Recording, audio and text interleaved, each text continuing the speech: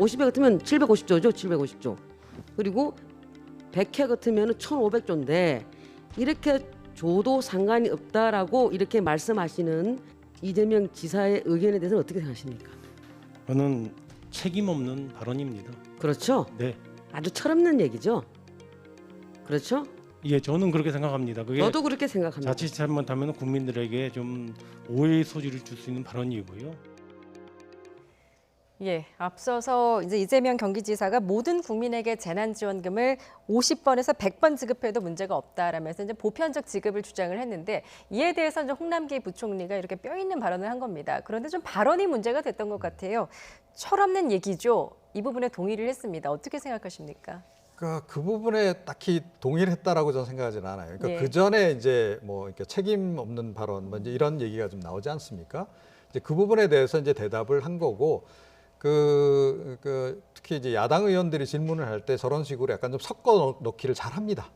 예, 그래서 이제 마치 이제 경제부총리나 답변하러 나온 뭐 장관들이나 이런 사람들이 그 발언을 한 것처럼 또는 동의한 것처럼 이렇게 이제 이끌어내는 이제 그런 일종의 이제 질문 방식이 될 텐데요. 뭐 질문 기법이라고도 볼 수 있겠는데 저런 게 자주 활용이 돼요. 그런데 어떻게 보면 홍남기 부총리가 이번에 좀 교묘하게 걸려든 그런 경우에 속한다라고 저는 보고요. 예. 철없는 발언이다라는 부분에까지 동의를 했다고 저는 보지는 않아요. 예, 이제 그 부분은 여당 내에서도 비판이 나오던데 그거는 좀 가려서 그 정도는 여당 내에서 가려서 들어줘야 된다라고 저는 생각을 하고. 예. 그런데 이재명 지사의 발언에 대해서 홍 부총리는 당연히 저렇게 이야기를 저는 해야 한다라고 저는 생각을 해요. 그러니까 홍 부총리는 어찌됐건 나라 살림을 지금 책임지고 있는 사람이고요. 그러니까 누구보다도 국가 부채라든가 이런 부분을 지금 심각하게 걱정을 안 하면 안 되는 사람이란 말이에요. 그렇잖아요. 집에서 네. 어떻게 보면 그러니까 자금 관리를 책임지고 있는 그런 사람의 역할을 지금 하고 있는 이제 그런 상황이기 때문에 그러니까 그동안 뭐 워낙 이제 추경안 편성도 여러 차례 있었고 지금 이번 같은 경우에는 추경안 편성하게 되면 100% 지금 국채 발행해야 된다는 거 아닙니까? 그러니까 빚으로 지금 돈을 지급을 해야 되는 상황이라 한다면 국간을 책임지고 있는 국간직위로서는 당연히 저런 발언을 전 할 수밖에 없는 거 아닌가 그렇게 저는 생각을 하고요. 또 야당 의원도 좀 질문을 너무 좀 짓궂게 한 게 아닌가 그런 생각을 좀 하게 됩니다. 예. 오늘 이제 이재명 지사 자신의 SNS에 홍남기 부총리의 비난이 당황스럽다. 이렇게 철없는 얘기라고 꾸짖으시니 철이 들도록 노력하겠다. 또 이렇게 반격을 하기도 했습니다.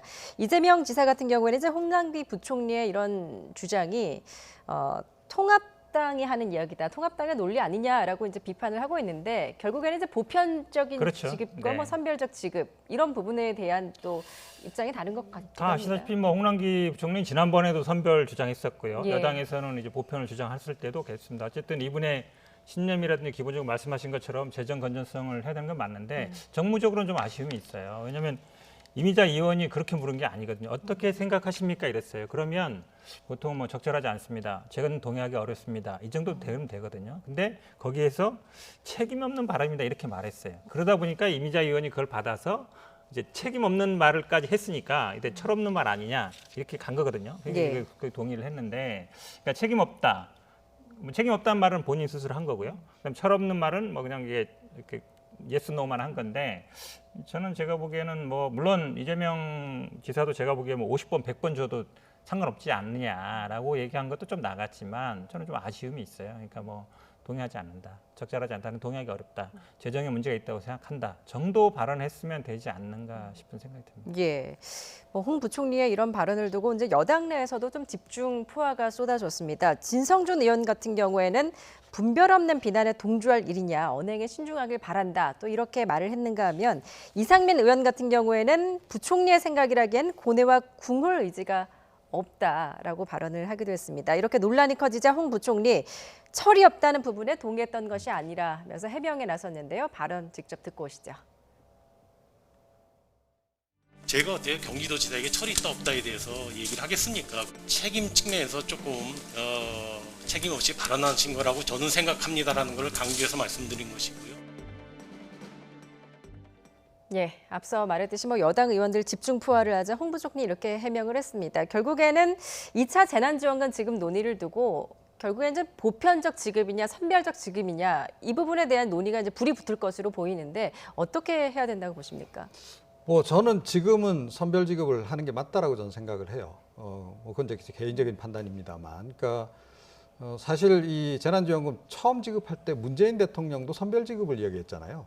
그러니까 70% 지급을 이야기를 했는데 그 당시 이제 선거 상황도 있고 하다 보니까 여야가 다 이제 저는 정부에게 지급하자 이런 쪽으로 사실은 이제 여론이 이제 흐르면서 그렇게 결정이 됐던 바가 있잖아요, 그죠? 뭐 그 당시에도 나온 얘기인데 선별 지급할 경우에 오히려 이제 선별하는데도 행정 비용이 많이 들어간다.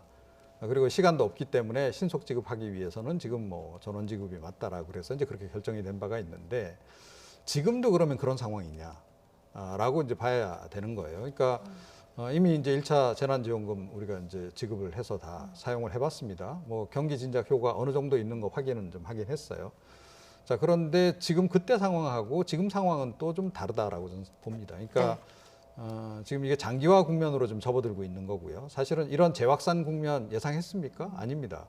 그러니까 경제 부분에서도 그랬고, 뭐 이 방역 부분에서도 그랬고, 뭐 차차 좀 소강 상태로 접어들 것이다라고 이제 좀 생각을 했던 건데 좀 예상하지 못한 상황이 지금 벌어진 거예요. 자, 그럼 이 국면에서는 어떻게 해야 되느냐 하는 거죠. 그런 건데. 제가 보기에는 기업들도 그렇고 뭐 각 경제 주체들이 이때까지는 그런 대로 근근히 버텨왔는데 이제는 더 이상 버티기가 좀 어려운 상황으로 이제 들어간다라고 봅니다. 그래서 대규모 구조조정 같은 것도 이제 불가피할 것이고 도산하는 기업들도 꽤 많이 생길 것이고 이제 그렇게 될 겁니다. 그렇게 되면 그러니까 그야말로 일자리를 잃어서 당장 내일 먹을 거리가 없는 사람들이 생긴다는 거예요. 자, 그랬을 때 어느 쪽에 더 중점을 둘 거냐 하는 거예요. 그러면 제가 보기엔 그런 극빈층으로 지금 전락하고 있는 분들을 일단은 국가가 관리하는 게 우선이다라고 저는 보거든요. 그렇게 보면 그런 분들부터 일단 구제하는 쪽으로 예산을 써도 지금 부족할 상황이다라고 저는 봅니다. 네. 이거를 전체로 확장해가지고 전 국민에게 지급했을 때 효과보다는 오히려 지금은 그런 부분들을 집중적으로 이 관리를 해주는 것이 국가 차원에서 필요한 시점이기 때문에 그런 판단을 좀 잘 해야 되지 않을까 이렇게 생각을 합니다. 예. 저는 뭐 개인적으로는 저 개인적인 의견입니다. 당론은 아직 정해진 건 아닌데요. 근데 개인적으로 뭐 전 국민 보편적으로 지급하는 게 맞다고 봅니다. 왜 그러냐면 기본적으로 지난번 1차 때 전부 줬고요. 그때도 논란이 됐던 게 막 기준을 막 의료보험으로 따졌던 것 같아요. 그러니까 23만 원, 27만 원 선이었는데 그 얘기를 들었을 때 많은 직장인 다니는 분들이 내가 상위 30% 든단 말이야. 이렇게 생각하는 분들이 많았고요. 왜 그러냐면 자영업자들의 소득 파악이 잘 안 되는 게 많습니다. 그러다 보니까 자영업자들은 의료보험을 10만 원 이하로 내는 분들이 굉장히 많습니다. 그리고 사실은 현재 건강보험이 어떻게 되냐면 소득 기준, 특히 월 수입이 많은 사람들한테 많이 가게 돼 있어요. 그러니까 자산을 많이 가진 사람들은 그 의료보험이 그렇게 많지 않습니다. 그러니까 23만 원이 어찌 보면 상위 30%로 들어가는 거예요.